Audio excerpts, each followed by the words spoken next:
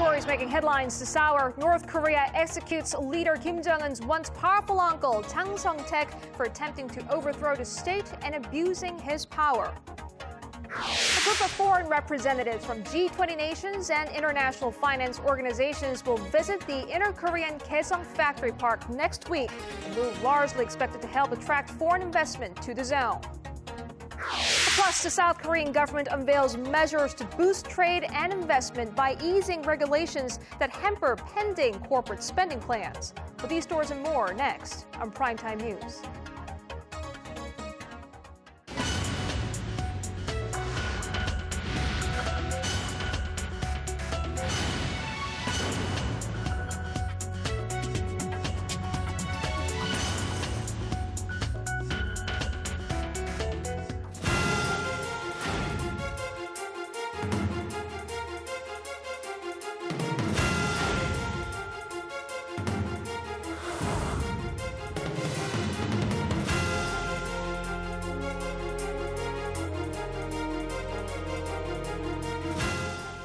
Good evening and welcome to Primetime News. It's Friday, December 13th here in Korea. Live from Seoul, I am Yoo Ji-hye. And I'm Sean Lim. Thank you so much for joining us. We begin this evening with the high-profile execution of the former #2 man in North Korea. The Communist State announced early this Friday morning that Jang Song-thaek, uncle of leader Kim Jong-un, has been executed only days after he was removed from all his posts.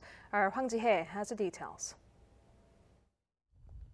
The North's official Korean Central News Agency reported early Friday that Jang Song-thaek, the uncle and mentor to the young North Korean leader Kim Jong-un, had been executed for treason. Branding him a traitor, the state-run news agency said Jang's execution on Thursday came right after he admitted to his crimes before a military tribunal.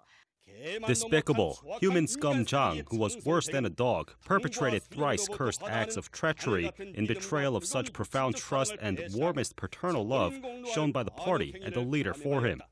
The KCNA released photos showing Jang standing at the military court with his hands bound and 2 security agents holding his arms.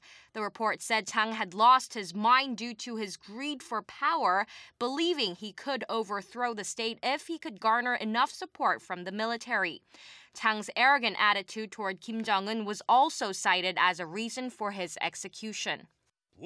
Jang dominated national projects by increasing the number of organizations and departments under his authority. This was part of his larger scheme to reach out to central organizations so that his department would become a little kingdom all his own. The once second most powerful man in the North was dramatically purged last week when the 67-year-old was dragged from his seat during a government meeting. Jang's removal marks the most significant shakeup in 2 years under Kim Jong-un's leadership. Jang was the husband of Kim Kyung-hee, the sister of late leader Kim Jong-il, whose fate is still unknown. Pundits say, though, that it's unlikely that Kim Jong-un would harm a blood relative. Hwang Ji-hye, Arirang News.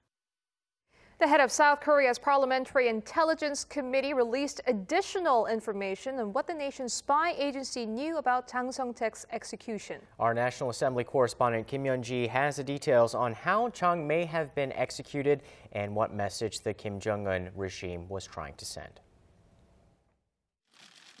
Intelligence Committee Chairman Seo Sang-gi of the ruling Saenuri Party told reporters Friday that Jang Song-thaek is believed to have been killed with a machine gun, the same kind used when his 2 closest aides were executed a few days earlier.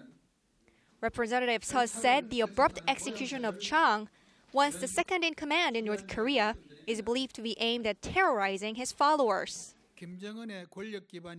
This incident proves how Kim Jong-un's power base is weaker than that of his late father Kim Jong-il.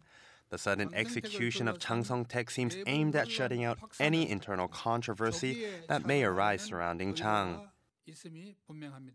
Representative Seo added that Jang was accused of attempting to overthrow the Kim Jong-un regime and extend his influence over the military for that purpose.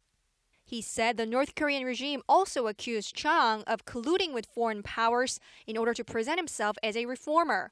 And in so doing, it was trying to shift responsibility for a failure of governance and a backward economy away from the regime and onto Jang. Representative Seo speculated that the chance that North Korea will move towards reform is even smaller now, and the North Korean leader Kim Jong-un is trying to strengthen his reign of terror. Meanwhile, ruling party leader Hwang Woo-yeol pledged to harness South Korea's resources to keep an eye on North Korea and respond to all contingencies. Democratic Party floor leader Chun Byung-hun said Chang's execution has once again revealed the brutality of the North Korean regime. Kim Hyun-ji, Arirang News. Upon the news of Jang Song-thaek's demise, the South Korean government, concerned about possible instability within the regime, has stepped up surveillance on the north. Well, so far, no special movement in the north has been detected yet. Our Hwang Sung-hee reports. Speaking before the Parliament's Foreign Affairs Committee on Friday, South Korean Unification Minister Ryu Gil-jae said he does not believe the execution of Jang Song-thaek will have major implications for Seoul's North Korea policy. The government has deep concerns about the recent events in North Korea, but we are watching intently and calmly preparing for all kinds of contingencies. On the same day, South Korean Defense Minister Kim Kwon-jin said the execution of the young North Korean leader's uncle could lead to further provocations from the reclusive state. Speaking before the National Defense Committee at the National Assembly, Kim said Seoul will strengthen its combat readiness against Pyongyang in conjunction with U.S. forces and keep a close eye on the internal situation in North Korea. The minister added, however, the nation's combat posture will not be raised, as there have been no abnormal activities detected by the North Korean military.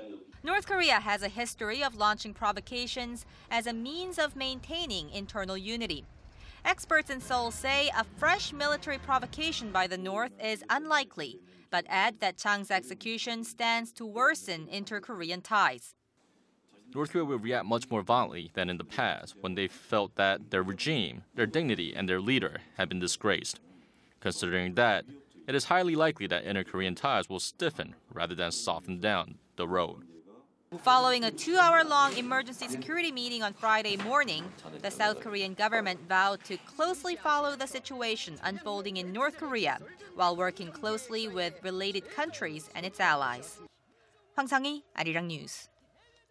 And the international community, which has been closely watching the situation in the north, expressed concerns over the brutal ousting of Jang Song-thaek. Our Shin Se-min has more on the international reaction. The United States said it is following the developments in North Korea after the news early Friday that North Korean leader Kim Jong-un's uncle Jang Song-thaek had been executed. Patrick Ventrell, deputy spokesman for the White House Security Council, said that if confirmed, the execution is another example of the North's extreme brutality, adding that the U.S. is consulting with allies in the region. Chang's execution comes less than a week after he was arrested and removed from a Workers' Party session by armed guards. China's foreign ministry, responding to Chang's execution, said it was an internal matter, but they did call for stability within the nation. Chang made several official visits to Beijing and was known to have had good relationships with Chinese officials. China has also strengthened security across its shared border to guard against possible mass defection from the north. And over in Tokyo, the Japanese government said that it is keeping a close eye on the movements in North Korea and will continue with its information gathering activities. The Japanese media, like other outlets around the globe, are reporting that it seems a young leader is trying to consolidate his status as the sole ruler of the regime ahead of the second anniversary of the death of his father, Kim Jong-il, on December 17th. Shin Se-min, Arirang News. For more on the latest development out of North Korea regarding the execution of Kim Jong-un's once powerful uncle, Jang Song-thaek, we bring in Dr. Kim Dong-yeol, professor at the Korea National Diplomatic Academy. Thank you very much for joining us. My pleasure. Well, the execution happened just 4 days after it was announced that Jang Song-thaek was removed from all his posts. What do you make of the fast timeline here? Well, actually, the first case scenario, meaning that it's kind of after a long investigation already, the swift execution is kind of to appeal to North Korean people to minimize or shorten the period of commotion in North Korean society. If the second is the case, then probably we have to think about some sort of worse scenario in North Korea because, Kim Jong-un was trying to do something before as a kind of preventive attack on Jang Song-thaek before he himself was attacked by his own uncle. If that is the case, then the whole SWIFT sequence is to stabilize his own political regime, regardless of the status of North Korea, the public of North Korea, or the other countries. With many seeing Chang's removal as a sign that North Korean leader Kim Jong-un is edgy about his weak grip on power, could this raise a possibility of a military coup or an uprising against the leader? I don't think it is a very likely scenario because, I mean, Kim family is a symbol of North Korean political regime, legitimacy, I would say. It is a symbol of supreme authority in North Korea. For so long a time, that was the key for any kind of political action in North Korea. If somebody is trying to kind of replace Jang Song-thaek or try to push him out, and then he himself too try to set Kim Jong-un as top of this political leadership, and then he's going to just stand behind him. If Kim Jong-un himself is going to be in trouble at this moment, that is a trouble of the entire country. So I don't think that's going to be a very likely scenario. Instead, again, somebody is replacing Jang Song-thaek, but he's going to be only the second-hand man, not just rising against Kim Jong-un himself. Well, we knew that Jang had a key role in economic affairs, but how does his removal affect the country's nuclear program and also the prospect of six-party talks? Well, removal of the Jang Song-thaek is, again, negative to a kind of rosy expectation about North Korean nuclear development, because we all hope that Jang Song-thaek is curb a little bit of this North Korean military from going further into a full nuclear armament. Now, Jang himself is off from this political stage, and then Jang's colleagues are also at this moment very silent, as you said, about his purge. That means that probably North Korea would go further with this nuclear armament. But at this moment, I believe Kim Jong-un and all these political leaders in North Korea are too busy with this domestic affairs for any kind of nuclear action at this moment. So for how long do you expect these purges to continue, and should South Korean government be worried? I have not a clear idea how long it's going to go, but I believe one thing is pretty clear, that there is not going to be another execution of a big figure, because Jang is second-hand man, and then if they are targeting at another kind of number three or number four in the country, that is a whole commotion for the entire country. So it's not going to happen. Instead, the next stage of purge would go for colleagues or the handmans of Jang Song-thaek or other followers of Mr. Jang. Well, Dr. Kim, thank you so much for joining us and sharing your thoughts. Thank you very much. Before your day ends and another begins, get the latest news live from Seoul. Residents whose features restrictions is on the rise. Closing ceremony. Expert analysis from Asia's heartbeat. The legislature, circumstances. With a viewpoint only Korea's global network can provide. The United States, the latest report. Unrivaled access from a team always on standby. Came on the news are trying to cover up the South Korean tensions. Well, business at the inter-Korean Gaeseong industrial complex continues in spite of news of Jang Song-thaek's execution. And still on the schedule for next week is a visit by a 30-member G20 delegation. The Unification Ministry said Friday that around 30 officials from international financial organizations and the G20 will cross the border to the north on Thursday afternoon, where they will receive a briefing on the joint business park and tour the factories and facilities there. The Unification Ministry said the upcoming visit aims to broaden the officials' understanding, which could help bring foreign investment to the Gaeseong complex and ultimately contribute to its globalization. Back here in the nation, the government has unveiled measures to boost trade and investment by easing regulations. The announcement was the fourth of its kind this year, and this set of plans focus on the medical sector. Our Eujin Ju tells us more. Medical corporations in Korea will soon be able to set up subsidiaries as part of the government's efforts to promote investment. Until now, only university hospitals were allowed to do this. Through these subsidiaries, some 850 medical corporations that are operating more than 1,000 hospitals nationwide will be allowed to expand to businesses related to accommodation, tourism, and medical tourism. They'll also be allowed to develop medicine, cosmetics, and health food. The Finance Ministry announced the plan Friday during a trade and investment promotion meeting presided over by President Baek Geun-hye. Ministry officials say they expect the new measure will allow medical corporations to enhance their facilities and improve their management using the revenue earned from the subsidiaries. To concerns that the new measure could be the government's step towards the privatization of medical services, we are not in the least considering the privatization of medical care. The new measure is aimed at providing high-quality medical services to the public in a more efficient manner. Another plan put forth by the government is to allow pharmacists to set up corporations and invest as shareholders, which will lay the groundwork for the creation of chain pharmacies. This could lead to pharmacies staying open later, even on holidays, and provide enhanced services to customers. All of these new measures come as part of the government's efforts to ease regulations, just as the president emphasized during the meeting. She said the best way to promote investment without increasing spending is to ease regulations, and she urged government officials to do that, leaving only the regulations that are truly necessary. Oh Jun-ju, Arirang News. And turning now to the railway strike that is in its fifth day, Korail and union leaders are currently meeting for the first time since the strike began on Monday morning, amid concerns that train services would be disrupted starting early next week. Our Kim Hyun-bin reports.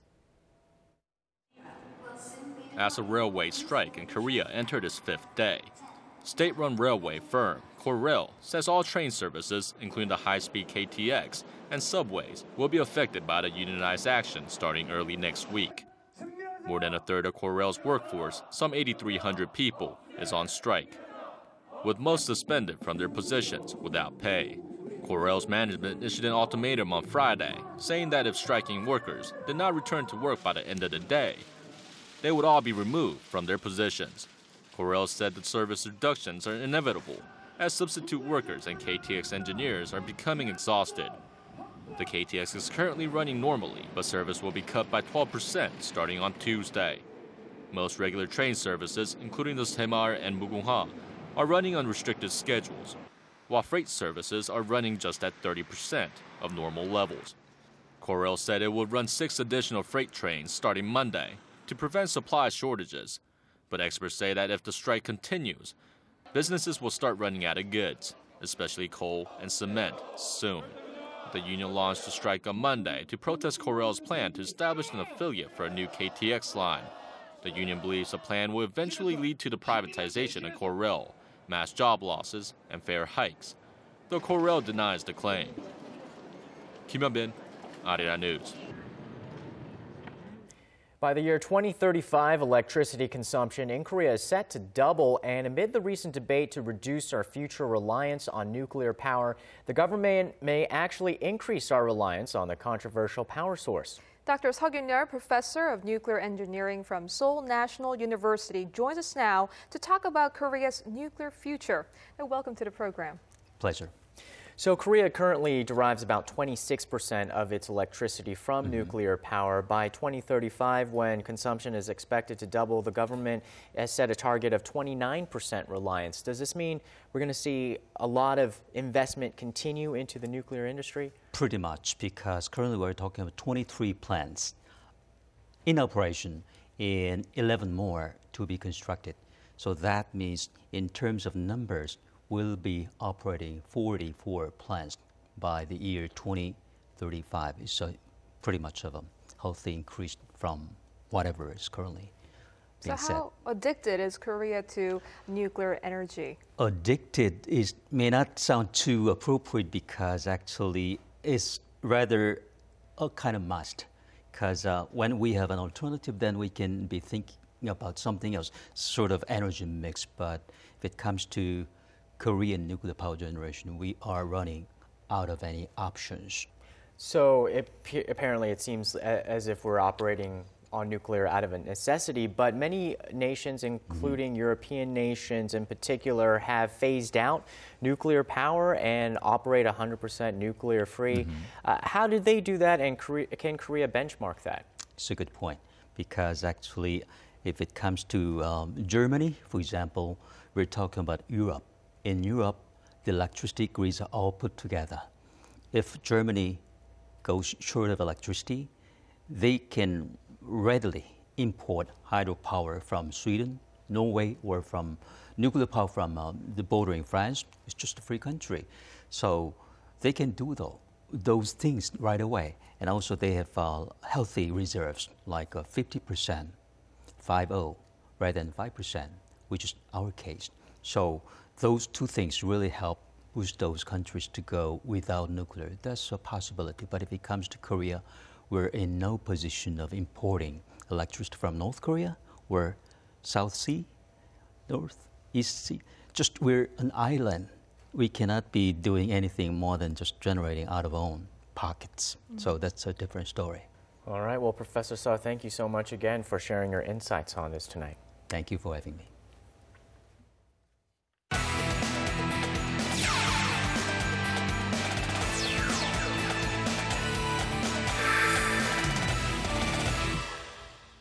Yet another South Korean football player is headed to the German league. Stephen Che joins us now with the details. Hello there. Hey guys, we recently talked about female footballer Ji So-yeon heading to England. And today it's Ryu Seung-woo who got the call from Bundesliga club Bayer Leverkusen to play alongside Son Heung-min. Now Ryu's current team, the K-League's Jeju United, agreed on Friday to a one-year loan deal proposed by Leverkusen. Ryu had just joined Jeju on Tuesday before the deal pulled through, and he'll arrive in Germany on Monday. Now, Jeju was reluctant to let him go, but acknowledged that he's likely to improve drastically in Leverkusen, especially with Son there to help him adjust. Now, moving on, the Hanshin Tigers held a welcoming ceremony for South Korea's top closing pitcher, Oh Seung-hwan, this time over in Japan. Now, Oh said winning is more important than putting up numbers and that his top priority was to quickly adjust to his new squad. And with a sense of pride, he said he felt like all Korean baseball fans were rooting for him and giving him strength. Well, he'll need it when the season starts in late March.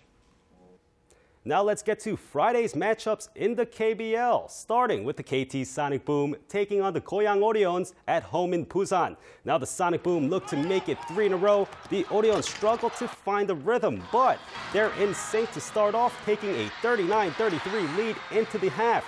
Now the Orions' Lee Hyun-min makes it hard for the Sonic Boom to recover despite a late fourth quarter push. He finishes with 14 points and the Goyang Orions take it 73-67. Now in the other matchup, it's the Dongbu Promi hosting the ET Land Elephants down in Wonju, Gangwon-do Province. Now the Promi has managed just 3 wins since late October. The Elephants seek to make it on the plus side of 500. Now the Elephants have a monster first quarter, but the Promi climb back. It's 47-45 at halftime. But Keith Rendelman rises from the ashes for the Promi, scoring 21 second half points. He ends with 27 total, and the Promi win convincingly, 90-72. Now that does it for me here in the Sports Center. This has been Stephen Che. Check back at midnight for the latest in the world of sports.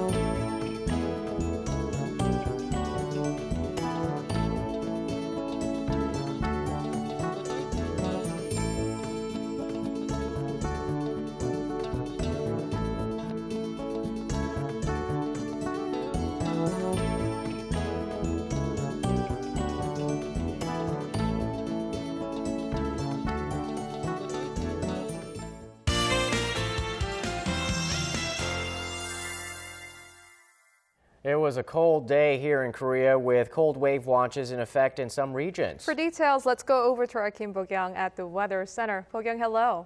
Good evening, guys. This morning lows in some regions dipped as low as minus 20 degrees. Well, earlier today, a cold wave watch was issued in the Gyeonggi-do, Gangwon-do, and Chungcheong-do provinces, as well as in Incheon. And it looks like the cold will continue over the weekend. Tomorrow morning, average lows will dip below minus 10 degrees, along with 1 to 3 centimeters of snow in the West Coast regions. Taking a look at the current conditions, well, as you can see, it is clear in most parts of the country, with the exception of South Chungcheong-do and both Jeollado provinces, where it is still snowing. Now, the current temperature in Seoul is about minus 8 degrees, but the wind makes it feel like it's minus 11. Also, a dry weather watch has been issued in the Gangwon-do and Gyeongsang-do provinces, so if you're in those regions, make sure to keep yourselves hydrated. Other than that, temperatures will get back to seasonal averages starting Sunday. Taking a look at tomorrow's readings, Seoul starts off the day at minus 8 degrees with a high of 0. Meanwhile, Daegu and Gwangju make it to 8. Moving on to other regions, Daejeon and Dokdo peak at 5 degrees, all the while Mount Kumgang remains the coldest at minus 7. Well, that's all I have for you this hour. Hope you have a wonderful Friday night, and I'll see you after midnight. Thanks, Po-kyung. And that's our broadcast on this Friday night. I'm Yoo Ji-hae in Seoul. And I'm Sean Lim. Thanks for watching and have a great weekend. We'll see you soon.